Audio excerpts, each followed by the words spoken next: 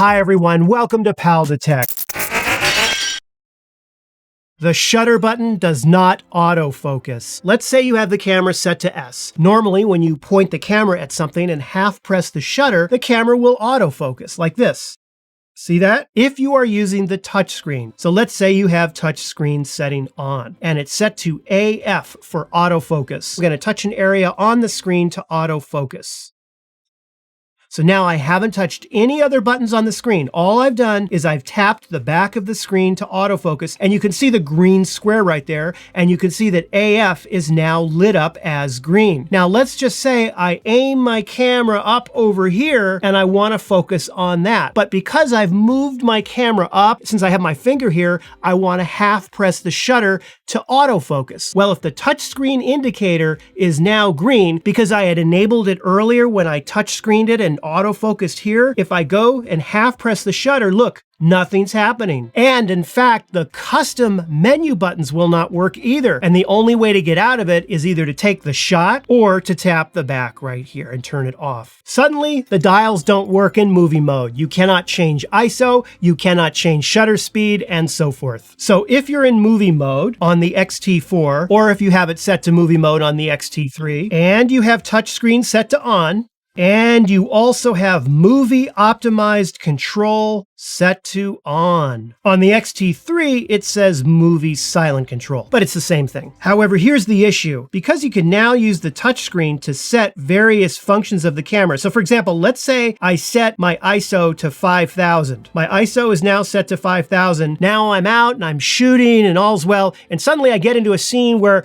I actually can lower the ISO. I see these beautiful dials on the top of the camera and I go, okay, let me turn it down. Oh, nothing's happening. That's because when you're in movie optimized control on the X-T4 or movie silent control on the X-T3, that will disable all the top dials. And the only way to get back control, so to speak, is to do one of two things. Either go into your movie optimized control down to the very bottom of the thing until you see off, or you could go back into your movie settings and turn off movie optimized control. But here's where it gets worse. Let's say that you have movie optimized control on, however, you also have touchscreen set to off. In that case, look at this. That icon that you're supposed to touch is not there. However, I'm turning the dials, not working. I'm turning this dial, not working. Nothing's working. So the fix for this is to obviously turn off movie optimized control. Honestly, I thought I was going crazy because you feel really stupid because, you know, you've been kind of teaching how to use the camera. So I'm trying to shoot unboxing and B-roll for this Weebill 3 gimbal. And I had shot most of the unboxing with the 16 to 55 millimeter lens on the XH2S camera. So far, so good. Everything was working perfectly. I had this full-size HDMI right into the camera, displaying on the monitor. I had beautiful unboxing footage. It looked great. However, I wanted to put a manual lens on the camera because I wanted to shoot some macro footage of the various controls on the gimbal, right? So I went to add this TD Artisan 40 millimeter macro lens.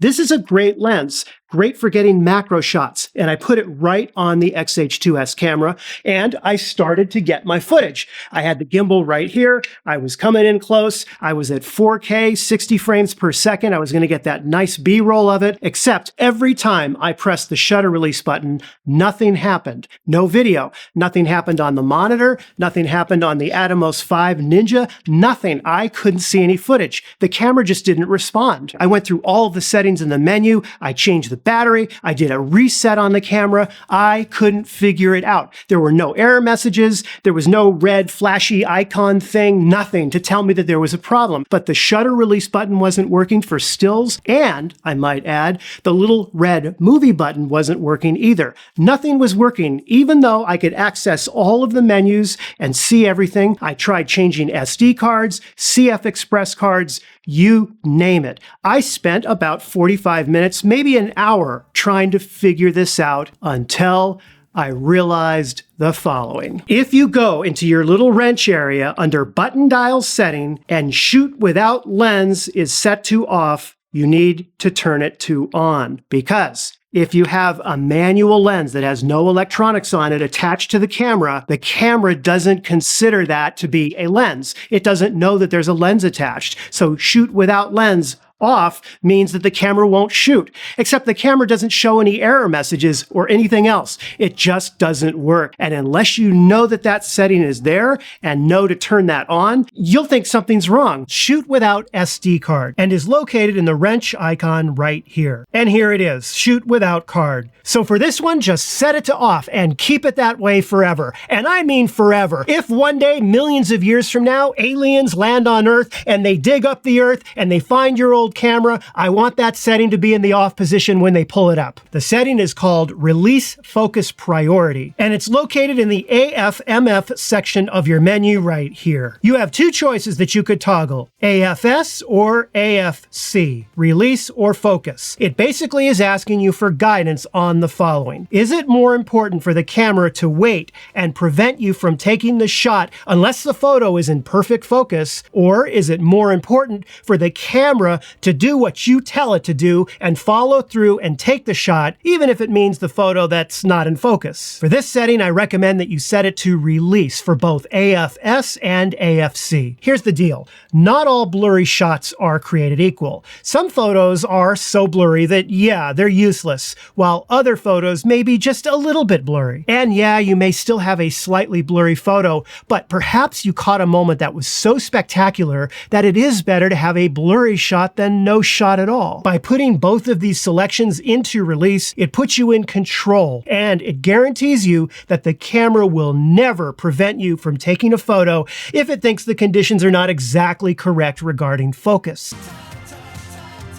The Q menu can be accessed by pressing the Q button. Now, for the next few minutes of this video, I want you to completely ignore this rectangle in the upper left corner right here. Just forget about it. We'll get back to it in a little bit. The Q menu is basically a feature on your Fujifilm camera that allows you to quickly pull up a bunch of camera option settings that you can adjust. On some Fujifilm camera models, you can further customize how many options appear in this grid by going into your menu and selecting button dial setting. On some camera models, such as the X-T4, they have two completely separate quick menus, one for still shooting and one for movie shooting. And right here you can change it, for example, to 8 slots only. You can also customize the look of the menu if you go into Screen Setup.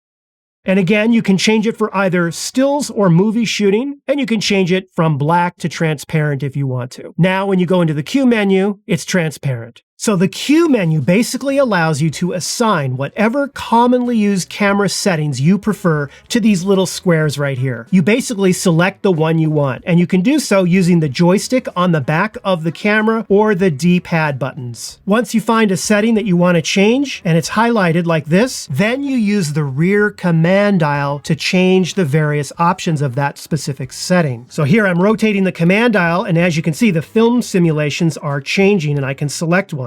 I'll go ahead and choose Classic Chrome. Then, to save the choice that you made, simply either press the Menu OK button on the back of the camera, or you can half press the shutter button. Now, when you go back into the Q menu, you will see that your setting has been saved. Now the camera will shoot in Classic Chrome. The entire point of the Q menu is to save you time. Suppose, for example, I want to take a photo of myself with a group, and I want to set the camera to a 10-second self-timer. In order to do that, I would have to go into the menu, go into the camera icon, go down to self-timer, blah, blah, blah, choose 10 seconds, and then now that will work. However, the Q menu makes it very fast. I simply press the Q button, scroll down to where I've already pre-assigned one of these squares to the self-timer option, rotate the command dial, then press menu, and I'm done. It's faster to use the Q menu for these sort of things. Let me give you another great example for the X-T4 when shooting movies. On the X-T4, when you rotate the still movie dial to movie, you get a completely dedicated Q menu. I can go right into the Q menu, you see that? Scroll down to one of my pre-assigned buttons, rotate the command dial.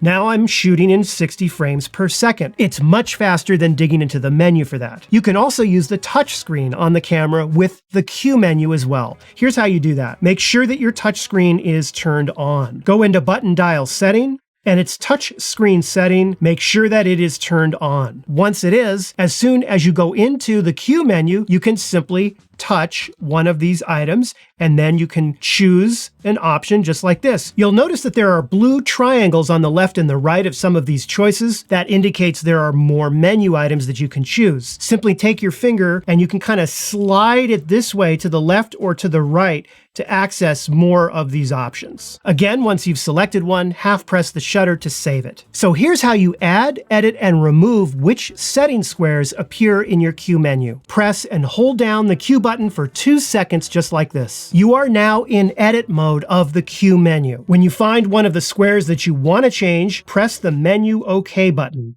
Then you can just assign some other setting to that. Let's go with self-timer, and there it is. And you can repeat this process so that you can assign these squares to whatever custom settings you want to have. When you're all finished, press the menu OK button to save the changes, or you can lightly press the shutter button. You also don't have to have a custom setting assigned to every single square. For example, you could take one of these squares that you don't use and just assign it none. Now, when you go into the Q menu, it's just blank, custom setting packages. The first thing that you need to know is that this square located right here in the upper left corner is no different than any other setting square in this Q menu. You can actually change this to anything you want. So for example, I could edit this and make it autofocus mode instead, but I recommend leaving it on select custom setting because we're going to bring these two concepts together in just a bit. This single Q menu square that you see right here by itself provides you with the ability to select from a few custom preset setting packages that you can set up, each one containing various pre-configured camera settings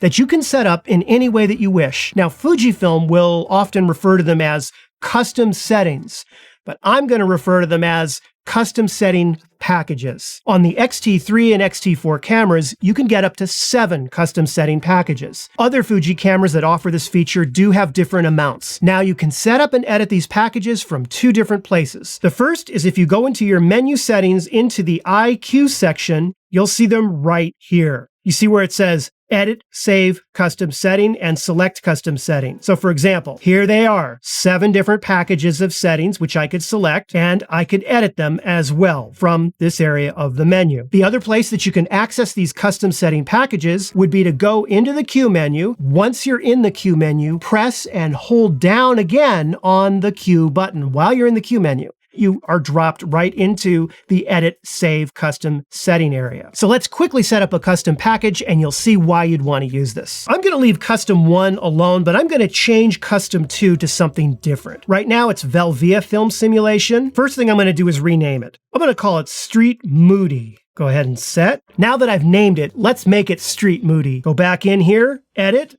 Let's start by changing the film simulation to black and white. Okay, why not? Let's use Acros. Let's add some grain, strong grain. Let's kick up our dynamic range a little bit. And something to note that most of the settings that you can assign to these custom packages have to do with JPEG files. They have to do with things like sharpness, clarity, film simulations, and so forth. Bring down my highlights a little bit and increase my shadows. Go back. Do I want to save it? Yes, I do.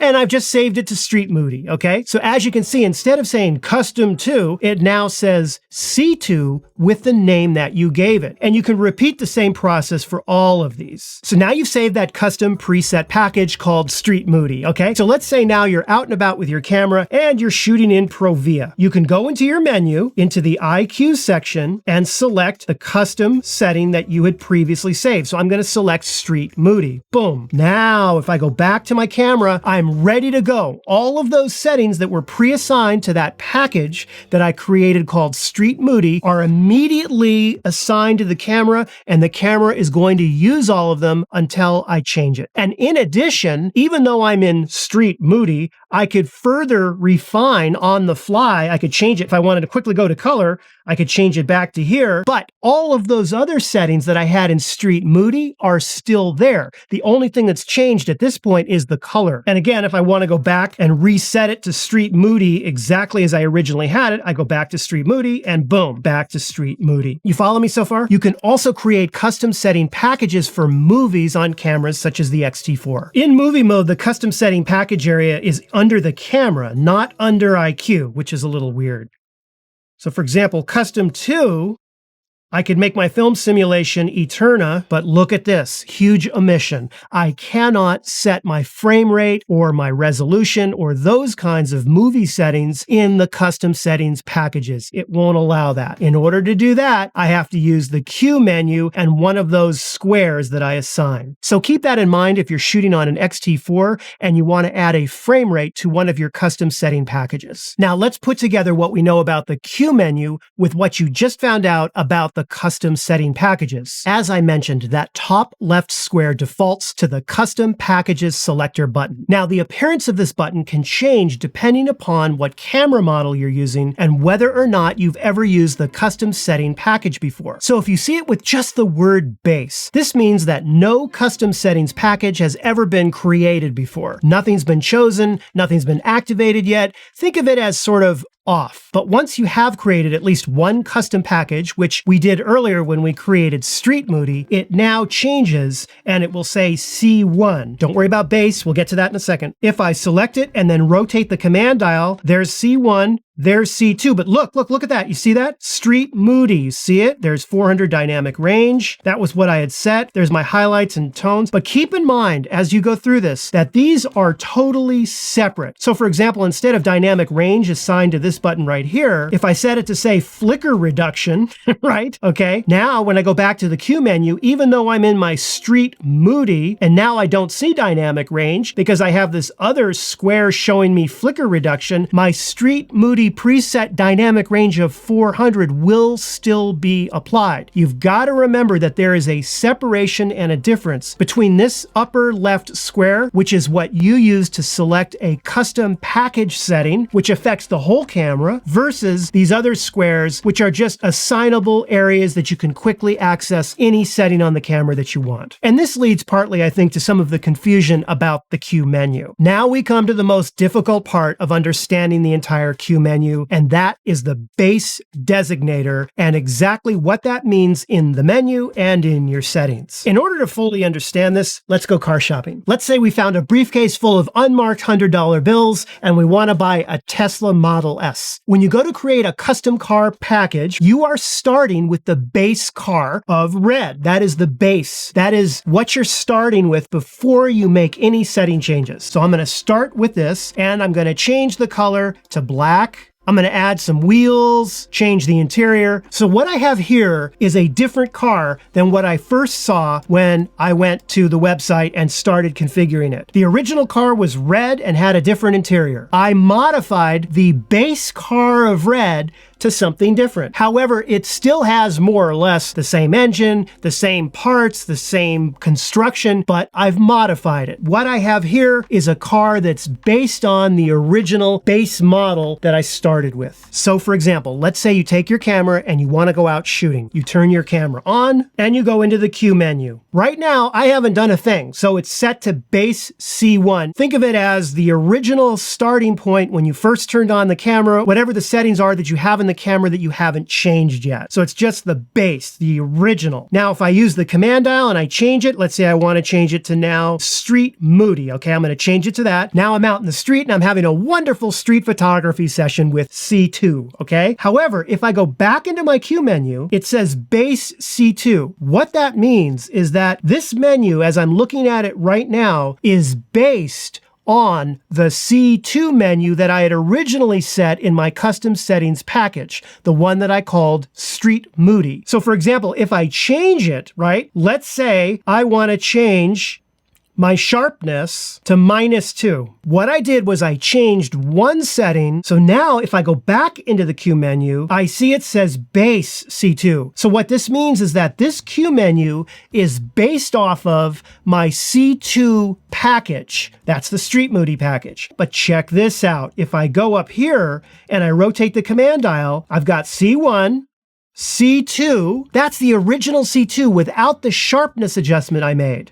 And as you can see, I have two of them. I have a base C2 and I have a C2. The base C2 is what I've just been editing when I've been out and about shooting. The regular C2 is the default. It's like the red Tesla. When I first go to the website, it's the base model. And finally, there's one other Q menu item that you should be aware of, and that's the red dot. When you go into your Q menu, if you happen to be working off of, for example, not the base, but the regular C settings, like C2, Street Moody. So if you go to one of these rectangles and you happen to change the setting to a different value, you will see a red dot appear. You will only see that red dot appear if that rectangle setting that you're changing happens to be one of the settings that you're allowed to make for your custom setting packages. Basically, it would be one of the JPEG type settings like clarity, sharpness, white balance, dynamic range, and so forth. However, if I change image aspect ratio, look at this. It doesn't have a red dot. And the reason is because you cannot set image aspect ratio to one of those custom setting packages. And the reason why it changes to a red dot is to remind you that that's something you've changed, but that you do have the option of saving to one of those custom setting packages. So for example, if I change the white balance to say Kelvin, okay, what I could then do is press and hold down the Q button, right? Now, as I'm already in the Q menu, press and hold down the Q button and go right into my C2 Street Moody custom package and save current settings. Boom. Now, if I go into my C2, it now has Kelvin permanently assigned to that package. The red dot will not appear if you change that setting and you are in your base. It only affects when you go into the original copy of your custom setting and then you go to change it. Basically, it's just a little way for your Fujifilm camera to tell you, hey, I noticed that you've changed something, that you have the option of permanently making that change assignable to that custom setting package you're working on. So if you want to do that, the one with the red dot on it is the one you've been working on. I put off using the Q menu for a really long time because I found it confusing and I sort of needed to wrap my head around it. Well, I did, and I'm starting to use it again, and I actually kind of like it. Let's talk about the boost modes on the Fujifilm X-T2, X-T3, and X-T4 cameras. Both the X-T2 and X-T3 offer you a choice of either normal performance or boost performance. So the reason I keep it always in boost mode is because if I keep the camera in normal mode, first off, and most problematic, is that your autofocus performance will decrease. You will get increased shutter time lag and the live view blackout times between burst shots. Your viewfinder frame rate will decrease from 100 frames per second to 60 frames per second. Now, it's really difficult for me to show you this on a little, YouTube window, but it's something that I definitely noticed in the viewfinder. One of the great benefits of shooting with a Fujifilm mirrorless camera is the quality of the LCD screen, so you want it looking as good as possible. Third, and I get these my camera's broken email questions all the time about this, so please listen up, people. After about 12 seconds, your camera's LCD screen will dim and your camera will go into what I call jerky mode. Let me show you what I mean. Okay, I have an X-T3 right here. I'm gonna go ahead and put it in normal mode, okay? And I'm just gonna hold the camera like this and do nothing else. Just kind of moving it around, la-di-da-di-da. And it's about 12 seconds. So, oh, look at it already. Look at that. Can you see that? Can you see how much dimmer that is? You get rid of this problem, touch a button or turn a dial like this. There, see that? When the X-T4 was released, they made a number of changes to boost mode. Now there are 3 choices instead of 2. There's boost and normal, just like on the X-T2 and X-T3, but now there is also this new economy mode, which further limits autofocus and viewfinder performance. And the performance hit you get on the speed of your autofocus in economy mode is definitely noticeable. This is an X-T4 into economy mode. Okay, so it's in economy mode right now. Economy mode in continuous autofocus. Boom, right to the green. There it goes. Go back to the box. Single point autofocus. Come on. There it is. Back to the green. Yep, there it is. Back to the box. There it is. It's kind of slow. Let's put it in the highest mode. Now let's try it. Wow, focus back on the, look how fast that is. Back on the green, back on the box. In addition, the X-T4 also offers 3 additional configuration settings: low light priority, resolution priority, and frame rate priority. Low light priority enhances the subject when you're out shooting in low light. Again, this is through the LCD screener viewfinder. Resolution priority allows you to see easily more fine details on the screen. And frame rate priority offers better and smoother transitions. So here in this first example is economy mode. And as you can see, all right, there it is, economy mode. And I'm not actually shooting. This is just recording the screen from the camera. Okay, now here it is in the higher resolution priority boost mode. Do you see that? Do you see the difference there? It's not a huge difference. It's subtle, but it's definitely there. Okay, so I have 3 tips for you with regard to boost mode on these Fujifilm cameras. Number 1, if you're shooting single shots at a time in manual focus, then there's nothing wrong with using normal or even economy mode for the camera. Again, if you're manually focusing and you're not whipping the camera around and needing those higher frame rates, then why not save that battery life? Number 2, assign a shortcut button. Press and hold down DISP back until you get this screen, and then you can just go ahead and assign a shortcut. But other than that, I recommend you keep your camera in the highest performance mode that you can. I have a topic that actually can really trip some people up. In the IQ section of your camera's menu, you've got your film simulations right here, and you have a number of additional options to modify the look of your images. But by being able to do them right here in the camera, they get applied right to your photos before the camera saves them out to the SD card. Now, in almost every single instance, adding these effects doesn't affect the performance of the camera except for one, and that would be clarity. You see it right here? Let me show you what I mean. In this example, I'm going to go into sharpness and bump it up to +4. Then I'm going to take my shot. Here we go. Ready? Okay. Pretty fast, right? Now, I'm going to go ahead and I'm going to put the sharpness back to 0, and I'm going to go into clarity, and I'll just bump it up by 1. Now watch this. Did you see how long that took? Let me show you the difference between the two of them. And it doesn't matter whether you put it into the +1, 2, 3, 4 or -1, 2, 3, 4. The minute you add a value to it, that's it. It's going to take that extra time to save out to the SD card. And it doesn't matter whether you shoot JPEG only, JPEG and RAW, or just RAW. It will still take a lot of extra time. If you find your camera's taking a lot of time to save out to the SD card, check your clarity setting, put it to 0, and then get into post-production and edit in that, because you have a lot more options and in a number of aspects, much better quality as well, particularly when manipulating raw images with dynamic range. To save battery power and also my sanity, I have set my image display to be off. The camera has an ability to display the image that you just took as soon as you're finished taking it. If I take a picture right now, there, see that? It's displaying it, and then it goes away. So what I do is I go into my settings, wrench, screen setup, image display, and I turn that off. That's the first thing I do. The second thing I do, I press and hold down the DISP back button right here for a few seconds. Then what I'm going to do is assign the front button. You see this one right here?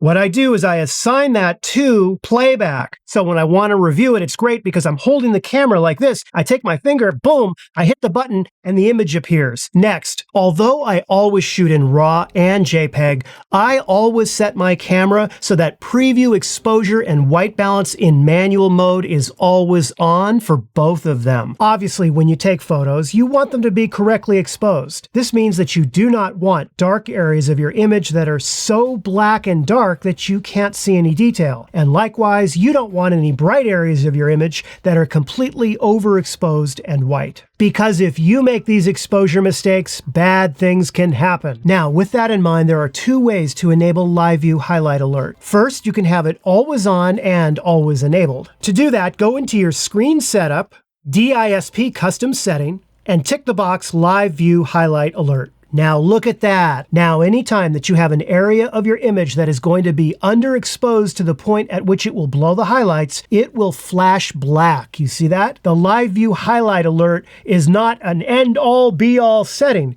It's there as a guide. In this case, because I know this is a light and this is a light, I can bring up my exposure a bit, and I know that I want to have the MacBook as the main subject in the photo, and I would probably stop right around here. I would not go here. The MacBook is starting to blow out the highlights. You see that? Now, the second way that you can enable Live View Highlight Alert is to sort of set it as an on-demand feature using a custom button. What you need to do is assign a shortcut button or a swipe touchscreen gesture to enable the RGB histogram. Simply press and hold down the DISP back button and just pick something that you want to assign it to. In this case, I'm going to assign it to the swipe up gesture and choose histogram from the choices. Now, when I swipe up on the screen, I'm going to activate the RGB histogram, which also comes with the Live View Highlight Alert. If you're going to be using Live View Highlight Alert and shooting RAW files, I would keep the dynamic range setting set to 100%. Dynamic range is located in the IQ section of your menu. Again, this will cause the Live View Highlight Alert to more closely match what you can expect out of a RAW file. Natural Live View. It's located right in the little wrench area under Screen Setup. Normally, the default is off. And what that means is that when you're looking through the LCD screen or the viewfinder, you will see a preview of your scene without any modifications by the camera of what that final JPEG will look like. If you are shooting with a flash unit, you can often end up adjusting your camera settings to make sure you have the correct exposure for your flash, and you cannot see a preview that is bright enough to show you even what you're looking at or focusing on or what your scene looks like. You turn on Natural Live View, and then you can see your scene much better. And the second reason you'd want to use this is that it actually helps you to preview the actual true colors, shadows, highlights, and so forth of your scene, all without the distraction of film sims and the effects of the camera. Sometimes when you're out shooting photos or videos, you might need to be very quiet and discreet. So the first thing you'll want to do is go right into your menu, into the little wrench area under Sound Setup, and just go ahead and turn all of these off. Now, when you get to electronic shutter volume, turn that off as well. However, your camera probably is still in mechanical shutter mode, so you're still going to hear the shutter sound, sort of like this. That might still be too noisy for you, so to fix that, you need to change your shutter to electronic. Go into the menu, under the camera icon right here, and look for shutter type, and go ahead and change it to electronic shutter. You could also change it to electronic front curtain shutter as well. The only sound you'll hear is just the pressing of the button, which you can do really quietly. Now keep in mind, if you do decide to switch it to electronic shutter for the quieter shutter, there are some things you're going to need to keep in mind when using electronic shutter. For example, you cannot use a flash with it. I have an entire video on electronic shutter, so be sure to check that out if you're not familiar with it. Next up is a setting that might help you when shooting videos under certain types of fluorescent or LED lights. You know, these lights don't emit a constant stream of light. Instead, they sort of cycle on and off at very high frequencies, and therefore shutter speeds on cameras that are either set too high or set too low, they can cause problems with lights that emit those frequencies. And what that does is it will create an unwanted flicker effect, particularly in your videos. So have a look at this right here. You see how they are flickering right now? There is a fix that is built for this that's right in your Fujifilm camera. It's located under the camera icon called Flickerless Shutter Speed Setting. All you need to do is turn it on. Now, as soon as you enable this, the camera will adjust your shutter speed just slightly, just a little bit, to avoid those frequencies that cause the flickering that comes from the lights. And when I say a little bit, I mean weird numbers. Check this out. I'm shooting at 24 frames per second at 1/48th shutter speed. Once I enabled Flickerless shutter speed, it automatically adjusted my shutter speed to be 1/50th of a second. You're better off adjusting the shutter speed dial yourself, but in small increments, until the flicker goes away. IBIS refers to in-body image stabilization. Now, there are two main benefits to having a camera with IBIS. The first is that you can shoot handheld at slower shutter speeds. Normally, you want to lock the camera down on a tripod if you're shooting at, say, below 1/60th of a second. However, with IBIS, I have been able to handhold the camera, as long as I'm drinking decaffeinated coffee, and use a shutter speed of 1/30th of a second or even 1/15th of a second without introducing any blur into my photos. Now, the second benefit of using IBIS is for video. You're going to get more stabilized footage with video than if you don't use IBIS. Now I'm going to have another cup of coffee and I'm going to hold the camera in one hand. Yeah, this is about the best I can do. Now I will turn on all the stabilization with the lens and IBIS. Here I am holding it exactly the same way. Have a look at this.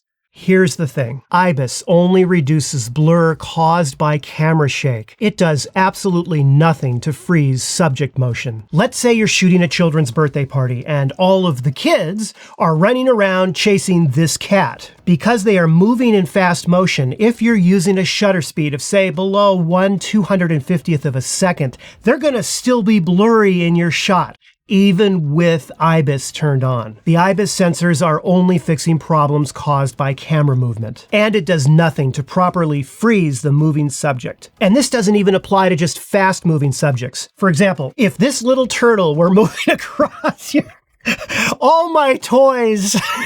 If this little turtle were moving across your frame and you had your camera thinking, oh, I have IBIS, no problem, and I'm going to just lower my shutter speed down to 1/15th of a second so I can bring in more light, guess what? That turtle is going to be blurry. With each new digital camera that's released, more advanced electronic autofocus settings are available. Face-Eye Auto Detect, or the new subject detection setting. And camera companies make them sound so great, right? I mean, just set your camera to Face-Eye Auto Detect, aim it at your subject, and you're good to go, right? Well, no. And in fact, this can cause beginner photographers to lose a lot of good shots because they forgot to factor in, because they were dazzled by the technology, they forgot to factor in the classic good old exposure triangle setting of aperture and how that affects depth of field. Let me show you something. So here is a series of shots that I took with the new GFX 100, the second camera, and I was using the new Fujifilm GFX 55mm f1.7 lens. And I kept the lens setting all the way down to f1.7, meaning wide open as possible and least amount of depth of field. And to be clear, I put the camera in Face-Eye Auto Detect and autofocus, and I thought all was good. Have a look at this. Only one eye was in focus. And that's because I had so little depth of field at f1.7 with that lens. That was the best the camera could do, even though I had it set in Face-Eye Auto Detect, autofocus, using the latest technology, right? Doesn't make a difference. If the lens is way wide open at f1.7, you're gonna have so little depth of field that it doesn't matter what the autofocus capabilities of the camera are. And same thing happened right here. See that? One eye in focus, one eye is not. And it's not just limited to one eye. If you're not careful, having a lens that's that wide open can result in both eyes or the face or lots of other things being completely out of focus. So remember, all of the electronic mumbo jumbo, that's my technical term for it, the microchips, the latest processor, even the Whopper computer will not save your images if you don't factor in depth of field and how you set your aperture. Specifically, how setting your f-stop can control what is in focus. Again, comes right back to this. So if you do notice that your images are not in focus, for example, suppose you have several people standing together, right? One of them is slightly behind the other, and that person is out of focus. It's not your camera's fault, okay? I mean, make sure that you first take a look at your f-stop setting first, and don't be afraid to move it to f4 for the heck of it, or even f5.6. And yeah, your camera will need more light, and it will require adding adding perhaps a stop or two extra ISO to compensate for that. But with modern software noise reduction that works so well on RAW files, I think that's a better choice. So the extra higher ISO noise, maybe a stop or two that you're needing to compensate for adding more light, that can be fixed better in post-production than a blurry photo. I'm going to get out of here now and enjoy the weekend first. You also have a great weekend. Take some great photos, and I will see you again really soon. Take care.